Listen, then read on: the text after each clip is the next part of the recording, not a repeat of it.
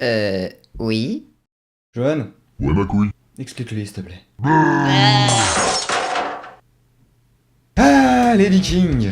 Comment nos petits cœurs de métalleux pourraient rester insensibles à leur mythologie, leurs guerriers féroces et leurs barbes velues? De nombreux groupes l'ont compris et basent toutes leurs thématiques et leurs inspirations sur cet univers.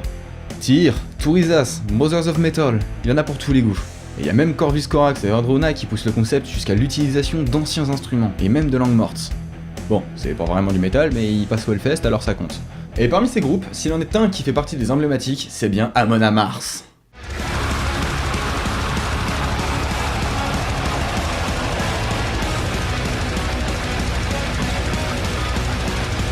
Amon Amarth est un groupe de death metal suédois. Comme je l'ai dit dans l'introduction, ce groupe puise son inspiration dans l'univers viking, et avec 10 albums depuis 1998, on a de quoi se faire plaisir.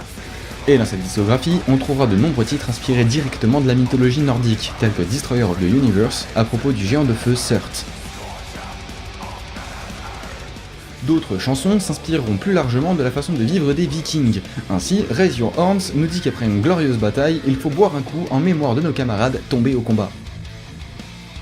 Ok, pour cette dernière chanson, c'est peut-être une vision un petit peu fantasmée, mais comme ce groupe déchire, franchement, on s'en fout.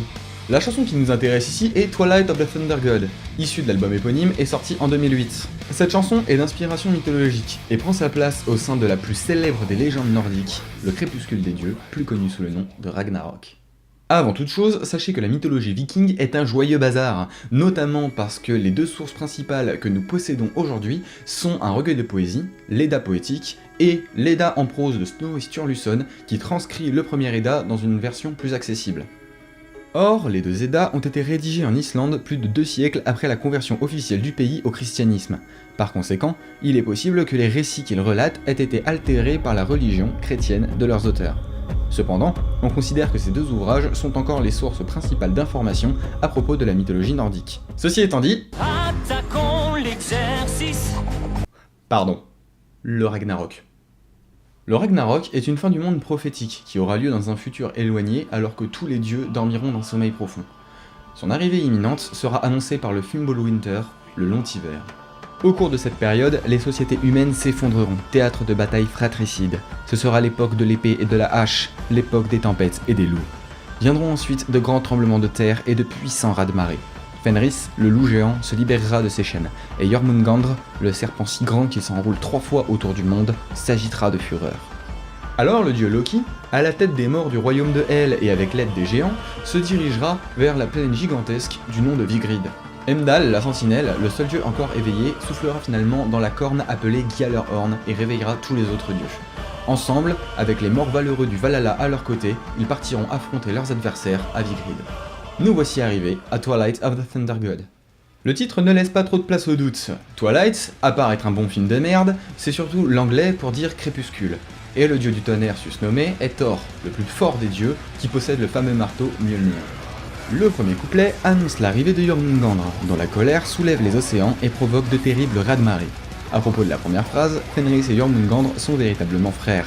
D'ailleurs, la déesse des enfers, elle et leur sœur, et tout ce petit monde sont les enfants de Loki, qu'il a eu avec une géante Angrboda. Cherchez pas, des fois la mythologie ça part en couille. On arrive ensuite au refrain qui enjoint directement Thor d'aller affronter le serpent de Midgard en rappelant au passage son ascendance, fils d'Odin et de la déesse Fjord, dont Ledin est un autre nom.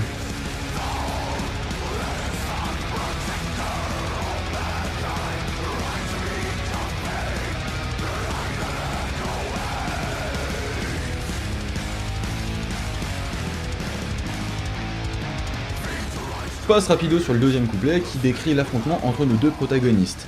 On arrive ensuite à un pont pré-solo qui nous apprend que Thor parvient à tuer son adversaire.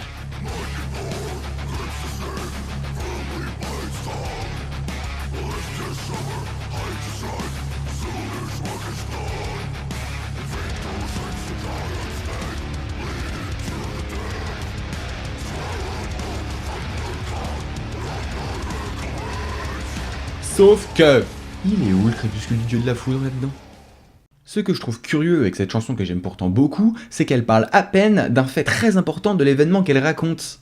Thor meurt, putain. Oui, adieu Chris Hemsworth. En fait, après avoir porté son dernier coup, Thor ne parvient pas à reculer à temps et se prend en pleine poire le jet de poison que lui lance Jormungandr dans son dernier souffle. Et n'allez pas imaginer que sa condition de dieu le rend immortel, bien au contraire, dans la mythologie nordique, les dieux sont tout à fait mortels. D'ailleurs, pendant le Ragnarok, Odin se fait bouffer par Fenris, qui se fait tuer à son tour par Vidar, un autre fils d'Odin. Heimdall et Loki s'entretuent, Tyr et Garm, le chien des enfers, pareil, et Freyr se fait étriper par Surt, le géant de feu. Suite à ces événements, Surt plongera le monde dans les flammes et détruira tout sur son passage. Alors, tout ça c'est bien triste, mais ce qu'on retient pas souvent du crépuscule des dieux, c'est que c'est pas seulement une fin, mais aussi un renouveau.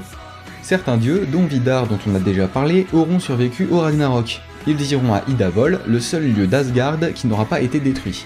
En outre, 2 humains, Lif et Leftrasir, survivront également et repeupleront Midgard. Merci d'avoir regardé cette vidéo jusqu'au bout. Je suis désolé si j'ai pas été clair à certains moments, j'ai essayé de vous résumer ça le plus possible, mais c'est un joyeux bordel. Et j'ai de toute façon passé sous silence plein de trucs. Sur ce, je vais vous embêter avec les trucs habituels. Si vous avez aimé, abonnez-vous, likez et partagez. Je vous fais des bisous et je vous dis à très vite.